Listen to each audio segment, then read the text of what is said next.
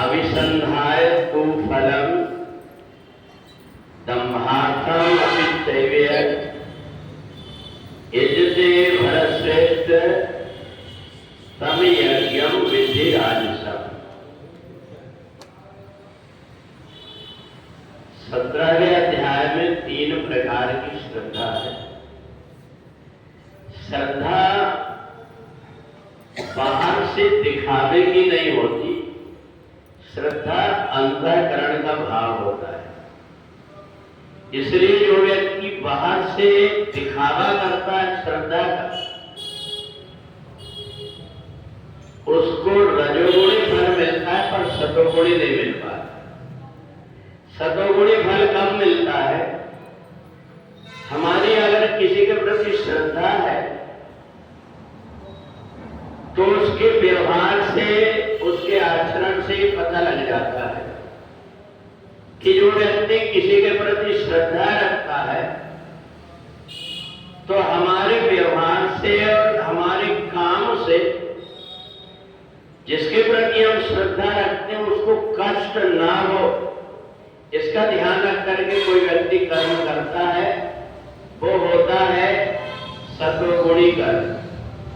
अगर कोई व्यक्ति को कोई परेशानी है और कोई व्यक्ति वो जानता है कि इस व्यक्ति को ये परेशानी है, परंतु क्या करें, हम अपनी श्रद्धा से बंधे हुए हैं, तो ऐसा मान करके व्यक्ति और श्रद्धा के कारण, मान लो कि अगर कोई व्यक्ति भगवान से बड़ा प्रेम रखता है, अंतःकरण से बड़ा प्रेम करता है, पर भगवान की जहां फोटो रखी हुई हो, उसकी श्रद्धा का भाव जुड़ा हुआ है, परंतु वो श्रद्धा को तब मानता है जबकि मैं भगवान के ऊपर जल चढ़ा दूं।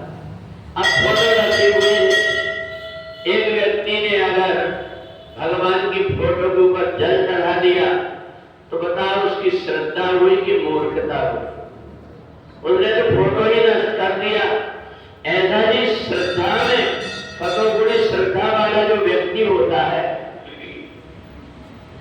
मैं जिससे श्रद्धा रखता हूं उसको मेरे व्यवहार से कष्ट तो नहीं हो रहा है, इस बात का अगर ध्यान रख करके कर्म करता है वो सतोगुणी श्रद्धा होती है। परंतु बहुत से व्यक्ति बाहर दिखावा करके दिखाना चाहते हैं कि देखो हम तुम्हारे प्रति कितना श्रद्धा रखते हैं, और जिसकी अंतःकरण से श्रद्धा जुड़ी हुई होती है वो तो बाहर से दिखावा भी नहीं, ये एहसास भी नहीं कराना चाहता कि हम कितना स्नेह रखते हैं, उसकी अंतःकरण से ही पता लग जाता है। दूसरा होता है रजोगुणी श्रद्धा। रजोगुणी श्रद्धा में व्यक्ति की मूलता जुड़ी हुई होती है।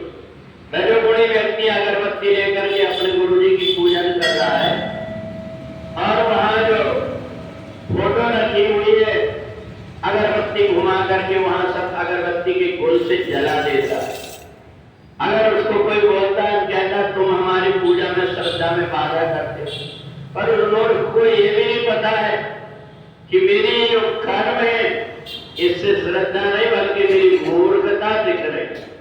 तो इसलिए 17वें अध्याय में भगवान ने अर्जुन को बताया कि श्रद्धा दिखावा करने की नहीं होती, अंतःकरण का भाव होता है।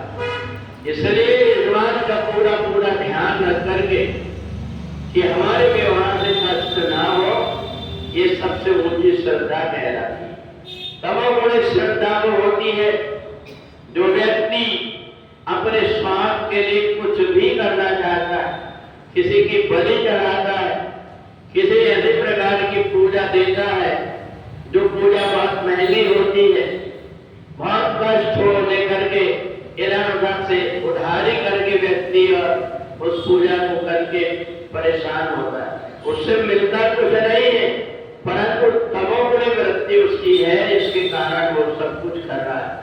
कहीं जाकर के शमशान में जाकर के भूत प्रेतों को जगाने का काम कर रहा है, कहीं किसी काली बिल्ली की जेर को ढूंढ रहा है, कहीं उल्लू के पंखा ढूंढ रहा है, कोई जीव जंतुओं को सता करके और तमोगुणी श्रद्धा से भगवान की पूजन करता है, ये सब प्रकार की श्रद्धा बेकार कही गई है। ये सबसे बड़ी श्रद्धा वो होती है जो हम दिखावा ना करके और सबके सामने हम दिखावा करके 10 बार पैर पढ़ के बताएंगे कि देखो हम कितनी श्रद्धा रखते हैं, परंतु विधान आया है गुरु प्रणाम मन ही मन कीना। अगर व्यक्ति के मन के अंदर श्रद्धा है, वो झुक करके अगर नहीं भी प्रणाम किया तो अंतःकरण उसका अपने आप झुक जाता है और सामने वाले का हृदय अपने आप प्रभावित हो जाता है। तो इसलिए भगवान ने अर्जुन से सतोगुणी श्रद्धा से जोड़ने के लिए कहा कि तुम बाहरी दिखावा करके और केवल दिखावा करके श्रद्धा दिखाना चाहोगे तो रजोगुणी और तमोगुणी होगी, और जो मन ही मन से श्रद्धा होती है वो सतोगुणी होती।